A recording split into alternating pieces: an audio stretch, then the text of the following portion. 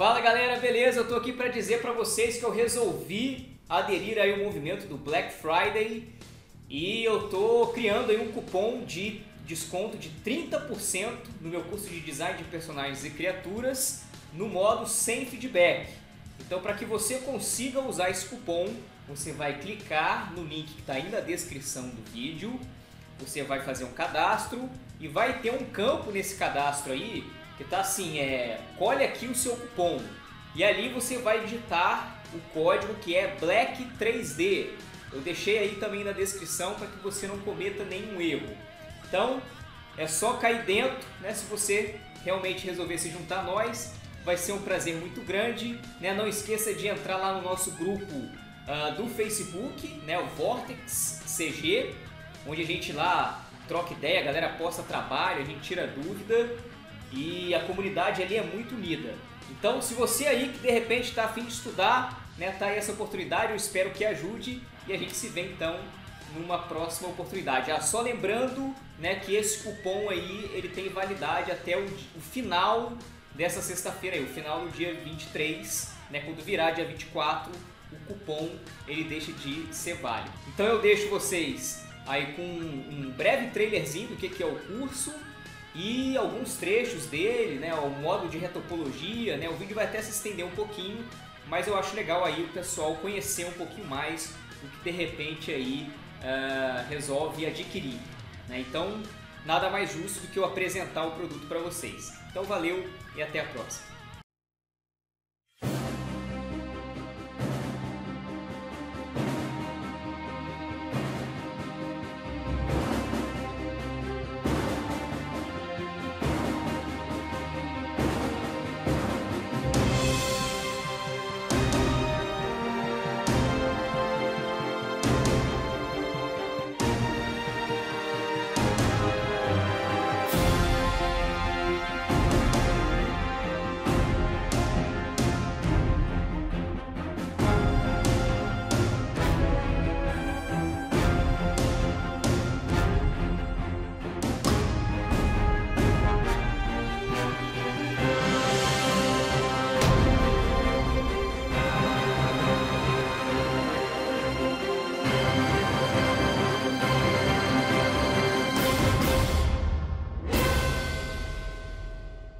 Para criar esta barra aqui, e como a gente está trabalhando com forma humanoide, vai ser legal aqui medir o quão próximo do humano isso vai ficar. Bom, eu pretendo realmente ficar mais ou menos aqui, ó, em 50% dessa barra, onde tem esse grandalhão aqui agachado, mas eu não vou me ater muito aqui à forma do hipopótamo, eu vou escolher outras referências, eu vou pegar aqui um monte de gorila, né, tem algumas outras formas da cabeça mesmo, né, algo que seja bem bruto. Eu estou procurando um personagem que seja muito bruto, justamente para a gente explorar bem a anatomia, uma musculatura bem densa, né? E aí eu imaginei o briefing da seguinte forma: a minha atmosfera fora, criar aqui um exercício bem descontraído mesmo. Vocês estão vendo aqui que eu tenho duas criaturas e tem shapes bem diferentes, uma triangular, a outra esférica.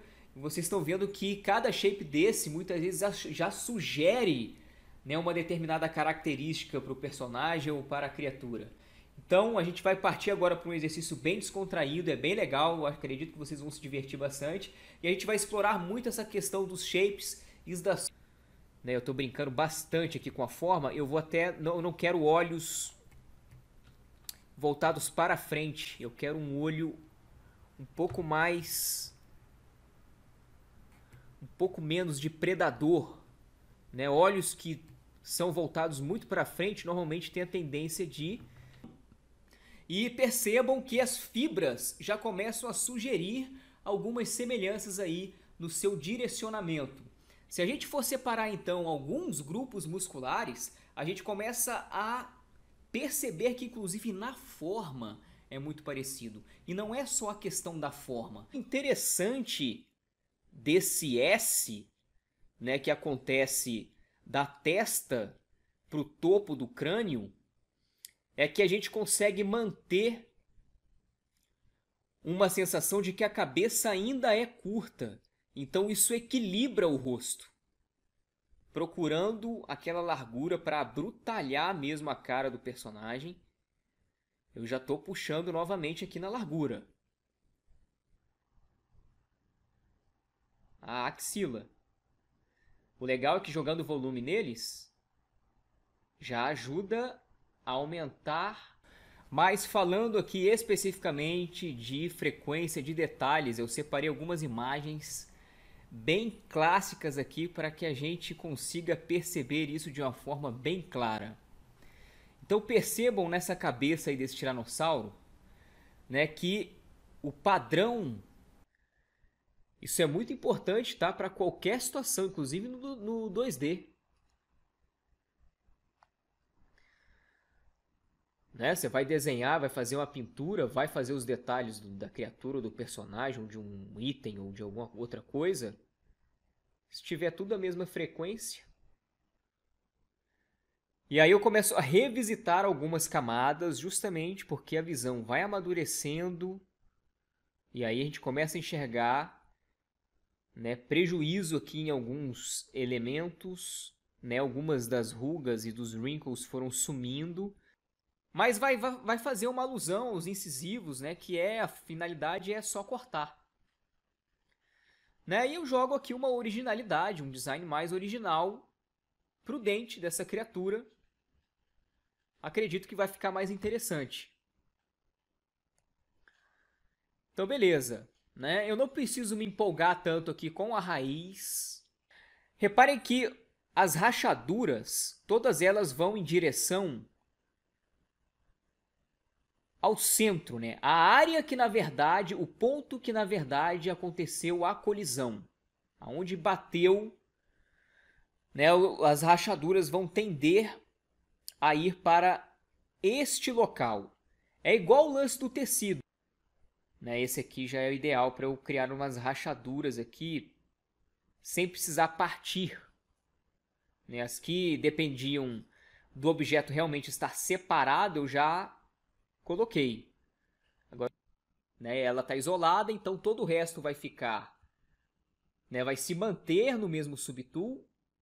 E a que eu tinha visível vai para um subtool diferente. O legal é que agora eu posso segmentar isso daqui à minha maneira, né, colocar mais polígonos. Vocês estão vendo que nas laterais, né, ele está muito pobre de polígono. E aí sim a gente vai conseguir aí do orbicular da boca, o orbicular dos olhos, todos eles fazem referência à anatomia humana, mas o que a gente pode identificar aqui, ó, só antes da gente fazer o Zero Mesh, né, justamente aqui a gente tem um problema nessa área do nariz. Não importa a quantidade, ele vai aplicar um de força aqui, um de força aqui, um de força aqui, e assim vai. É por isso que dá problema. Olha lá o que vai acontecer. Beleza? Então a tensão de malha é um aspecto muito importante e que vai determinar não só a forma, mas como vai ajudar na eficiência, na quantidade de polígonos do seu modelo. E é aí que a gente começa a entender o porquê dos edge loops. Aqui nem tem edge loop, mas tem o fluxo. O edge loop ele é justamente baseado em fluxo. Em fluxo de segmento. Aqui eu não tenho fluxo nos segmentos. Por quê? Porque eu estou fazendo uma deformação que não condiz com o fluxo. Aqui a deformação que eu fiz condiz com o fluxo de segmento. Eu tenho aqui, ó, esse fluxo, né, todos indo aqui, ó, para baixo. Eu simplesmente só modelei mais um, colocando aqui o conceito de edge loop, fluxo, ou seja, zelando pela topologia do modelo, e outro, né, a mesma forma, sem pensar nisso, simplesmente pensando em fluxos na vertical e na horizontal. Ora. Por exemplo, o olho. Eu sei que aqui tem uma musculatura que é circular, né, que é o orbicular oculis. O Transpose Master pode ficar sim impraticável. Aí muitas vezes a galera vai ter que criar objetos de referência, né, na escala ficar levando para o Max ou para o Maya, né, ficar indo e voltando, ou seja, dependendo da quantidade de objetos, acaba inviabilizando também, mas não deixa de ser uma solução, dependendo do projeto, vai funcionar, ok. Mas eu tenho aqui uma solução mágica, vocês vão ver que inclusive é leve, muito leve, e a gente vai fazer para todos os objetos ao mesmo tempo. Bom, então vamos lá, né? Estou falando pra caramba aqui, mas são coisas importantes. Eu vou então fazer o seguinte, primeiro, eu só vou descobrir o tamanho real desse modelo quando eu levar ele para outro software, tipo Max ou Maya. E aí ele me permite fazer o quê? Ele me permite riscar no modelo. Ó. Risquei e vou fazer o quê? Ó? Vou fazer aqui um quadradinho. Vou fazer só um, olha lá, ele já criou um polígono ali. Quando eu clicar com o botão direito, ele vai finalizar essa criação. Então, olha lá, tá aqui já o meu objeto. Né? E reparem que ele criou coladinho na superfície, olha lá. Perfeito, é exatamente isso que eu quero. Bom, e ainda respeitando essa distância aqui que eu coloquei no offset, beleza? Bom, aí como é que eu vou proceder? E ó, continuando aqui, ó. E ó, ele vindo pra cá, que legal. E aí esses aqui, né, a gente vai dar um jeito ali, vai. Não fica preocupado com assim, caramba, eu tenho que já pensar aqui, fazer aqui, já pensando em como é que isso vai conectar lá. Não! Você tem que pensar uns passinhos à frente, sim, né, como foi o que aconteceu aqui, porque eu comecei a ver, caramba, isso daqui vai ter um monte de linha, beleza. Aí, até aí, beleza. Mas tá em cima da área que eu tô trabalhando. Se você começar assim, caramba, minha boca, caramba, então eu vou ter que fazer aqui, quantos que eu vou ter que fazer? Não, não. Depois a gente vai fazer isolado da boca e aí a gente vai arrumar uma solução para conectar. E ela aparece, fica tranquilo. Se você fizer o trabalho bem feito em uma porção, fizer um trabalho bem feito em outra porção, você vai ver que naturalmente as coisas vão se conectando. Mas eu vou gerar aqui uma curvinha fofa, né, para vocês verem, né, como construir aqui a lógica, né, que eu vou seguir aqui para construir essa curva. Então eu vou fazer o seguinte, ó, eu vou tirar esse polígono. Tá? Quero fazer essa curva aqui que segue aquele fluxo que eu cheguei a desenhar aqui. Vou levar esse cara para cá. Vou tirar esse polígono aqui também e aí eu junto. Então a gente tem aqui, no caso, a cabeça, né, lá vinda do ZBrush. Essa verde aqui, né, toda a topologia que a gente foi criando aqui dentro do Max. Né? Depois a gente subdividiu e fez a projeção dentro do ZBrush para que recuperasse a forma e tivesse aí também uma densidade maior de polígonos. Então lá, vou tascar-lhe aqui um poligonaço feliz, ó, poligonaço. Ah, Felipe, tá trepando aqui, calma, cara. Depois a gente vai subdividir e vai ficar tudo fofo, tudo bonito. Beleza? Quanto menos heterogêneo for a malha aqui, melhor. Então, vou tirar só os 4 polígonos ali que estão próximos da unha. Né, eu isolei para conseguir ver aí bem o que está acontecendo. Eu já vou selecionar todos, ó. A gente já faz ao mesmo tempo. Beleza, ele vai calcular. Agora sim, ele fez e não mexeu lá no que estava com máscara. Né? Então veja como ele recupera aí, né, toda a forma, adiciona um monte de detalhe com a mesma quantidade de polígonos. Mas aí tem o seguinte, qual que é de fato a diferença aí entre a topologia de game e a topologia de cinema? Esse modelo aqui poderia ser usado para game, vendo aqui ó, que ele faz, né, essa solução. Vamos lá, né, vamos mapear isso aqui. Tá? No caso de cinema, né, só para a gente finalizar aqui essa introdução, no caso de cinema, aí a coisa pode ir muito mais além. Você pode ter uma textura só para o rosto, outra textura só para a mão, outra textura só para o torso, outra textura só para o braço e perna. Dependendo do caso, né, tem aquela cena que vai aparecer muito de perto o olho, ou sei lá, a roupa do personagem vai aparecer muito de perto.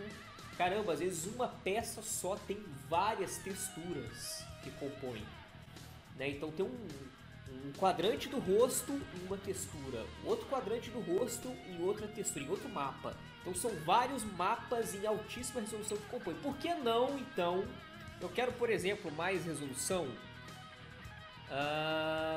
né, para o rosto. Então eu posso muito bem selecionar aqui o rosto, né, a cabeça, e jogar aqui para o lado. Pronto, ele já, na verdade, ele já tem agora um novo engine, um novo tile. Esse modelo já é multi-tile. Tile, lembrando que cada tile desse vai ser uma textura a mais, né? Então eu vou ter a textura da cabeça e a textura do resto do corpo. Se eu tiver mais um multi-tile, né, ou melhor, mais um tile, mais um build-in, vão ser 3 mapas e assim por diante. Aí onde está vermelhinho é onde está mais distorcido. Não é que, não pode ter vermelho, não é isso. Não, reparem que, dependendo da distância, então, você simplesmente não vê diferença alguma. E é devastador a diferença de nível de detalhe e a diferença de quantidade de polígonos. Eu vou começar aqui blocando mesmo, né? um raciocínio bem simples mesmo em relação à forma, né? Bem simplificado e com o Extend. E aí tem uma questão importante. Isso vai valer tanto para game quanto para Cinematic. Esse objeto aqui, ele tem chanfros, muito comum em qualquer hard surface. Usar bem e não se preocupar tanto assim com o triângulo. Isso tudo já vai facilitar a gente tampar essa parte de baixo aqui, que, como eu disse, não vai aparecer, pode ter muito menos polígonos, ser muito mais simples. E aí a gente economiza na performance, ou melhor, a gente economiza na quantidade de polígonos e ganha performance lá no game. Vai ser situações muito específicas, que não vai valer a pena você ter isso aqui separado. Então a gente vai fazer isso aqui tudo junto mesmo e depois, né, gera aí um mapa de roughness. Só que a gente já está falando de textura. Isso aconteceu por quê? Né? Porque mesmo dentro do ZBrush, com um número absurdo de polígonos, ainda assim não foi o suficiente para fazer com que o alpha, né, que a gente tinha, ele chegasse na sua qualidade máxima, né? A gente não tinha densidade de polígono suficiente mesmo assim. Dependendo da sua máquina, né, você não vai conseguir nem chegar nessa qualidade aqui, né? Então assim, tem como contornar isso. Então a gente manter em mente que, na verdade, a gente não precisa ter uma máquina absurda. Existem formas de a gente contornar isso, inclusive que são viáveis, por mais que de repente você tenha aí uma máquina muito poderosa, né? Um hardware aí realmente né, com uma capacidade absurda. Mas, enfim, eu estou falando na verdade aqui da técnica de floaters. Beleza, né? Aqui é que eu vou adicionar os mapas que ele vai gerar. Então eu vou colocar aqui Normal Map, vou adicionar, beleza. Ele vai dar esse nome, você pode inclusive usar um outro tipo de imagem. Bom, então beleza, eu fiz aqui o Bake com uma resolução um pouco maior, né, no Normal Map. Reparem aí que a qualidade aumentou drasticamente, tá? Não reparem, tá, nessa deformação aqui, porque esse aqui eu não espelhei o floater para cá, então na verdade ele tá com a deformação que a gente tinha feito lá no ZBrush. Agora reparem que nos outros, olha lá, já tá bem mais controlado. Claro que isso daqui também tem uma resolução, se você for aproximando ele vai estourar, não tem jeito. Bom, então agora a gente vai ver aqui rapidamente como é que eu fiz uma topologia aqui de uma peça que a gente já conhece, só que para cinema.